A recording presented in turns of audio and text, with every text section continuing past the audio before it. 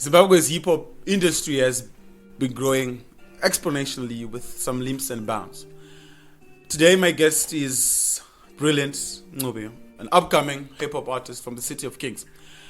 As we all know, we recently lost Calvin, a well-known hip hop artist, and we're looking for a replacement. And today, I'm talking to one of those, and I want to find out why he thinks he's the next biggest upcoming hip hop artist. Brilliant. Welcome to the People's Request. Thanks a lot for that intro. Like I feel humbled. Yeah, it's kind of special and also humbled by that because, like you mentioned, the great Kelvin. Rest in peace to Kelvin. So Brilliant Ngobe is my real name. My stage name is Brintz, Brint to the Z. Okay. And yeah, I mean, I'm the next big thing. I believe so. I like that. Yeah. So, Brilliant, thank you. I think our listeners at home, and wherever they are, they'll want to know why you chose hip hop. Why not rumba? Why not sungura? Why not everything else? Why that genre? Okay. First off, I think it resonated with me. When I started off like my musical journey, I sort of like emulated Kwaito because when you're coming from the side of Zimbabwe, the musical genre that sort of like penetrated Bulawayo in the southern parts was Kwaito because of our relatives exporting the Kwaito music and culture from South Africa, you know. So I sort of like gravitated towards Kwaito. But then when I got to high school, there was this guy of mine, like this other guy, he was cool. His name is Marvelous, he's a friend of mine. He was so cool, but he was into hip hop, you know. So I was like, why is this guy so cool? Let me just tap into some of the things that he does. And then I started the love for hip hop grew from that. And then Marvelous used to write his own rhymes. I couldn't write. All I knew was the Kwaito lyrics that I knew. Okay. You know, so then it started from then. He started introducing me to hip hop, and then we started discovering some other guys, and we formed a crew. And then it was just a means for me to be cool.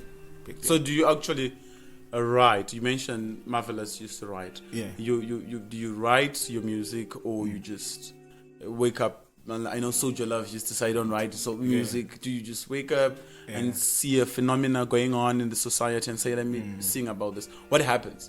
For me, I write.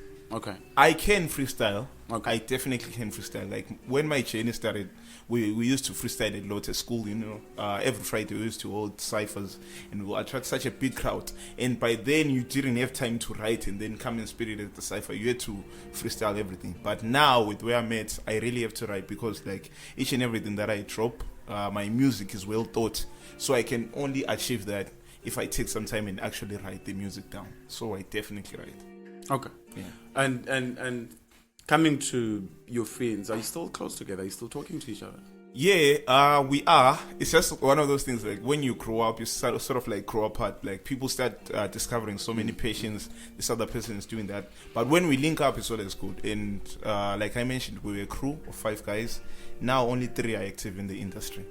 It's myself, Brintz, and then there's Hilary, then there's Unique. But Unique was not originally in the crew, you know.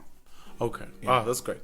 You know, there's a lot of skepticism about music, and a lot of people when they're starting, they don't have the much needed capital, recordings, and all those hiccups that come along as an upcoming person. How have you managed to bring it all together and say, look, I balance? You say you started at school, so I want to find out how you managed to balance school and music, and also the capital involved in recordings and etc. How did you go about that? Yeah, I won't lie. It's pretty much a challenge in terms of the capital injection because, like, you really need it to take it to a step further. You need a capital injection. But what I've realized through my young journey in music is that the real key is in collaboration. The strength that we have is collaboration. So if you know a guy who has a mic and you know a guy who has a PC, you know a guy who can mix, who can master, and then you combine those things together, you're most likely gonna take less time to get to the top than someone who wants to sort of like wait for someone to actually give them money or inject capital, because like it's a young industry. The Zimbabwean music industry itself is a young industry. What about hip hop, which is actually an imported genre? You know, so it's less likely that someone might actually be interested, because we haven't had as many success stories of people who actually make it that much, so that someone can actually see an investment opportunity in you. Sure. So you just have to find a way to meet some people along your journey, and then you collaborate, and then you maneuver the game together. I think that's the How many albums do you have? How many songs, tracks have you recorded so? I don't have an album. I'm actually working on an album right now. It's going to drop on the 29th of October. Oh, that's great. That's next week. That's next week. Yeah. That's amazing. What's the name of that album? It's Play This For Now, EP. Oh, all right. Yeah. How many tracks? I'm going to drop 7 tracks. 7 tracks. Yeah. Any highlights? I just wish our producers could play a bit about that track. They're gonna play, yeah. Anyway, as I was going on with your bio and talking before we went live, you have experienced a lot of challenges. Yeah. And I think it's something that is very juicy that we need to know. Yeah. What are those obstacles that you faced during your first few moments in your career generally? Personally, I would say the first challenge was that I didn't really know myself. It's not much of an external issue. It's just I didn't really know myself, what I wanted to do, because like I was an A student at school. Okay. So basically, my journey was to become an academic. Like, you know, this hip hop thing was just something that you do with your friends. It's cool, you know. But then when stuff happened, and then I sort of like dropped out of varsity, I was like, okay, I actually am good at this thing. Let me actually push towards this thing. But then even breaking out of that shell of trying to say, in as much as you have dropped out, you need something which actually makes sense to be like, okay, you dropped out of school because of this and that, some financial challenges, yes. But what is it that you're now trying to do? And music is not really something that you can present to the family members. That is something that's viable. You know, there's a lot of skepticism around that. So that will be the first hurdle that I would say I faced. And then obviously How do they accept you? You dropped out of varsity, yeah, and you went back home, and they told you told them I want to invest myself into music. Yeah. How do they accept that? They do support here and there, you know, like, but I just feel like my career is just waiting for that sort of like big moment, you know, not so to prove them wrong. That's what I'm trying to do with this album. I'm trying to have at least, you know, a few milestones here and there to say, okay, this is what I did and this is my choice. And if they see these things, they're like, okay, the choice that you made is actually paying off, no matter the scale of whatever you've achieved. I think that's what most young people are facing right now. Yeah. If you want to go into an industry that is full of stereotyping, like modeling, like music, parents just want you to go through to school first and to be an accountant, an engineer, for them to say my child is successful. Exactly. But there are so many young people that are doing it well in sports, playing soccer, and they end up doing big things. And here you are in that dilemma as well, where you want to prove them wrong, that look, this is what I want to do. And there's a young person who's listening to you, who's probably going through the same, to say, I enjoy music, but I don't know how I can prove to my parents. And you're coming up with a solution to them. So I make an album, and what are the prospects of an album? How do you want to prove to them with the album? Okay, so what I wanted to do with the album is like, it's my first big statement to the world, to say, this is me, this is Brintz, I make music, okay? And then in the process of that, it's like to break down, this is me, this is how I talk, this is how I view the world, and this is where I'm currently at mentally, you know? And then once that happens, the move is to sort of like go on the road. I really want to tour.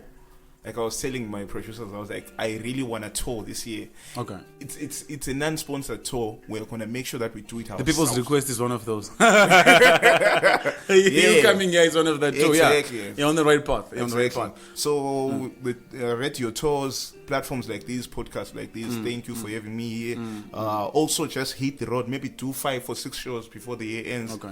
So that it's different when the music translates live, you know, than when someone is actually just checking the songs online and everything. It's a different experience. So I believe from that, once I built that model whereby people know me as a live performer, and then I built my whole industry, my whole career around that, then it's going to translate into so many things.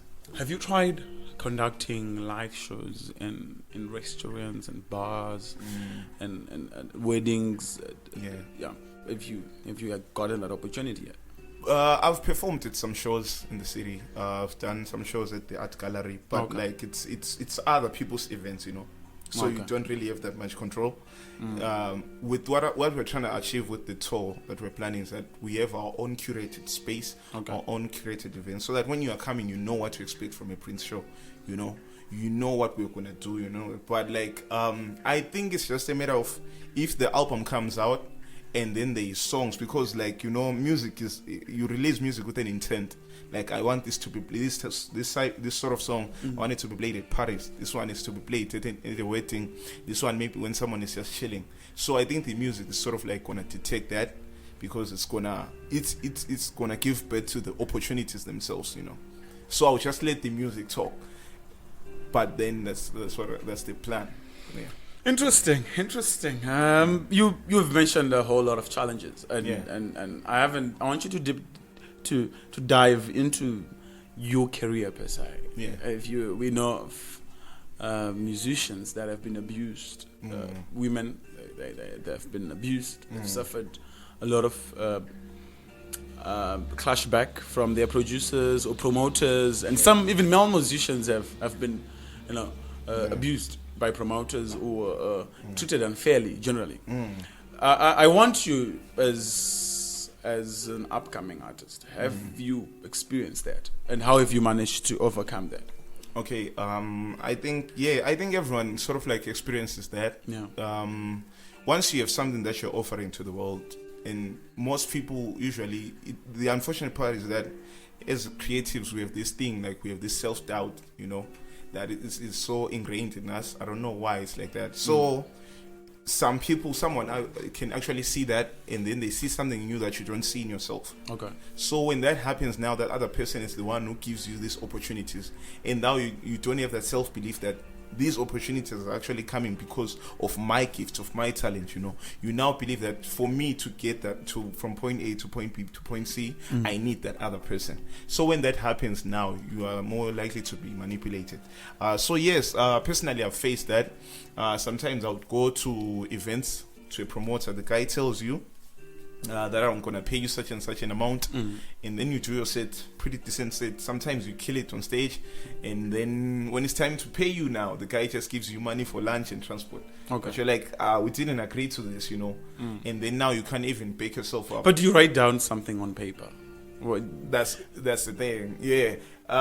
When you're starting out, when you're so young, you won't be knowing all these things. All these things, which is why it's very important for us as creatives to actually educate ourselves, about the business itself, how to evaluate what we're making, where to actually distribute this thing that we're making, how to make people to tap in, and how to actually reach more people. Because if you know that and someone comes and then they're like, I want to give you this opportunity, you are going there as a contributor, not as a receiver. Because you are giving them value, which is your skill, your talent, and whatnot, and they must meet you halfway and actually give you something also. But if you're going there as a receiver now, they're going to take advantage of you.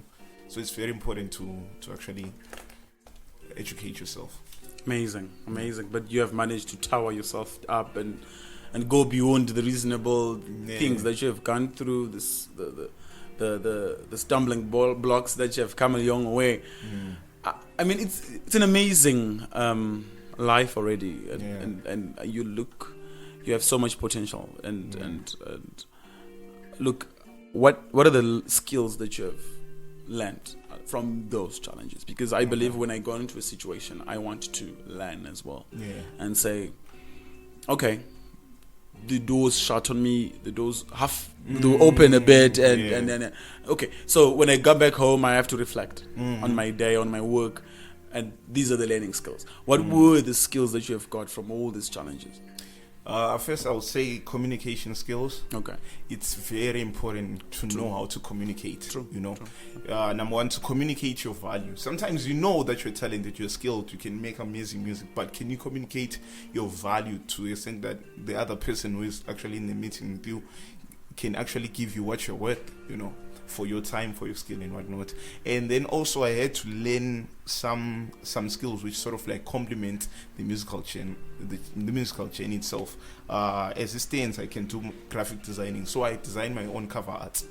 I can do video editing. I do my own videos. Okay. It might not be the professional videos, but like it's something that I can present. So that when I'm going to a meeting, I can tell someone that no, in my own space, in my own capacity, I've actually done this.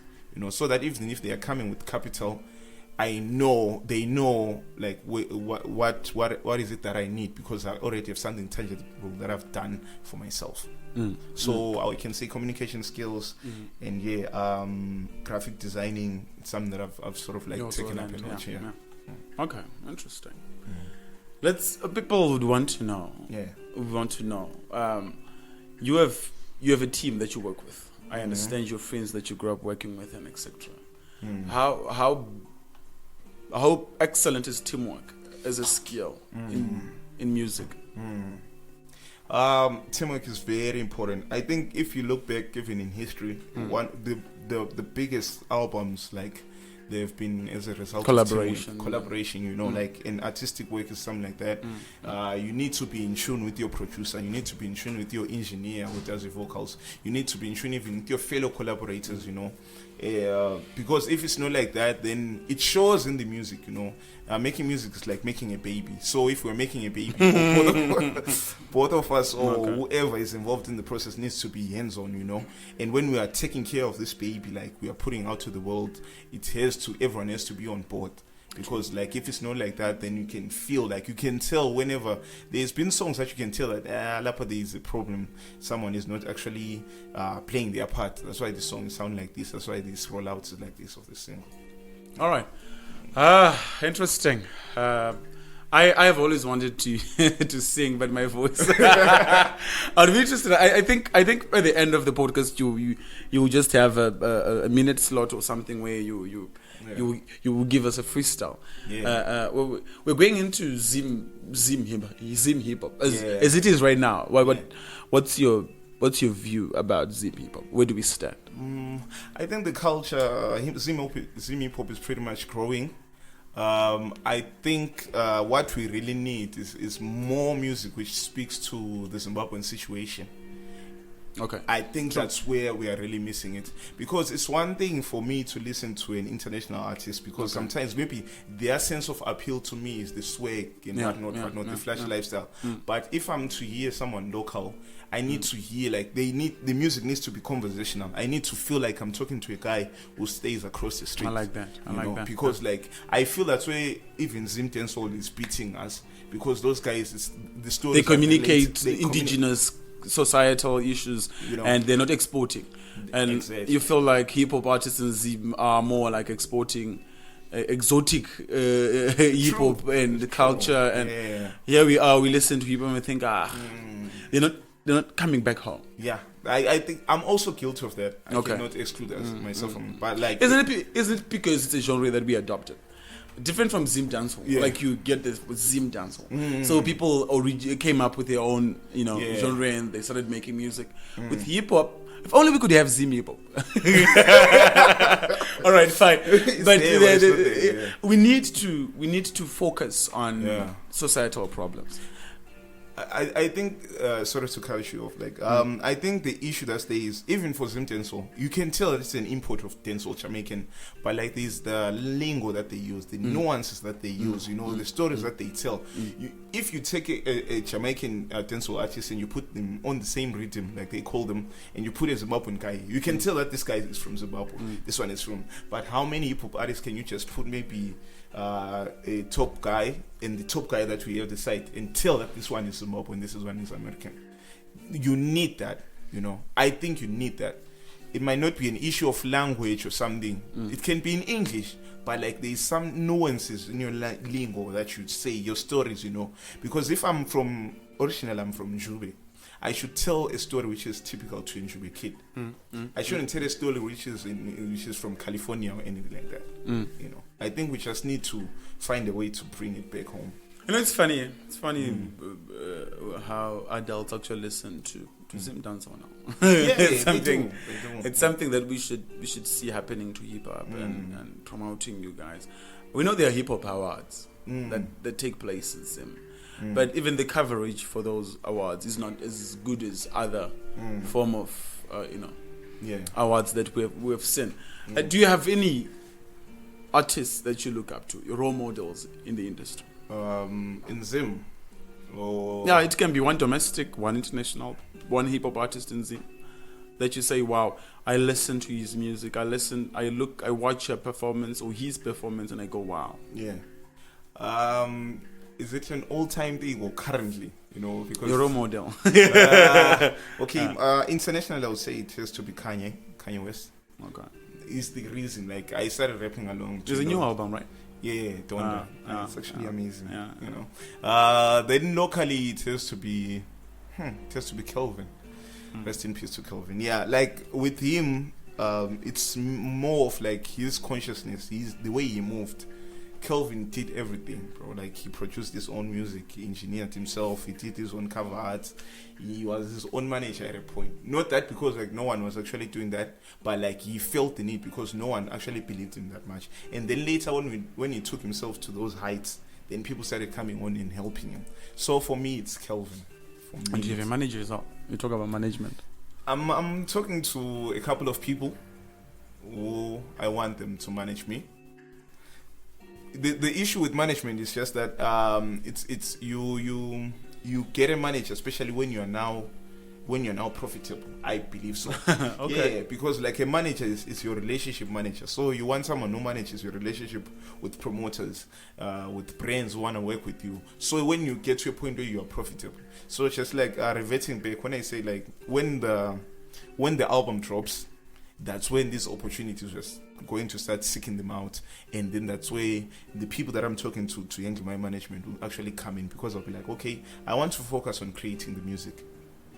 Then can you go out and seek out these opportunities for me, for us, because we're a team at the end of the day. So I don't have a manager, but there's people that I'm talking to. Great.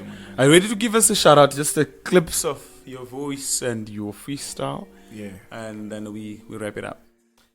They try to count me out, but the math wasn't adding up. The game needs my gift, so while you wait, let me wrap it up. At the same time, I figure that I gotta level up. Hustle like a border jumper, cause all of my figures gotta double up. Took into 5, my position on a higher place. Flow is international, my fans got an acquired taste. When I watch my stock rise, table up the dividends. Then I cash it out and get mama a piece of real estate. And mine too, I mean it's possible. Nothing is the opposite once you put your mind to it. And now I'm mindful of that fact. Ever since I did that, I've been moving quite different. Never satisfied by what they put on the platter. No more worth is not defined by a piece of paper. To be a follower or a leader, I choose the later. I guess that makes me different from all the scout chasers. Time is money, I invested in the booth so I can... Okay, shout out to the People's Podcast. It's your boy BRINT to the Z. Shout out to the People's Podcast. Tune in and make sure that you check them out. I'm glad that they actually had me here. It's been an amazing conversation so far. But anyway, how do people get in touch with you on your socials? Okay, my socials is Brintz online, BRINTZ online, everywhere. Instagram, Twitter, Facebook. It's Brintz online, BRINTZ online. Those are my socials. Yeah.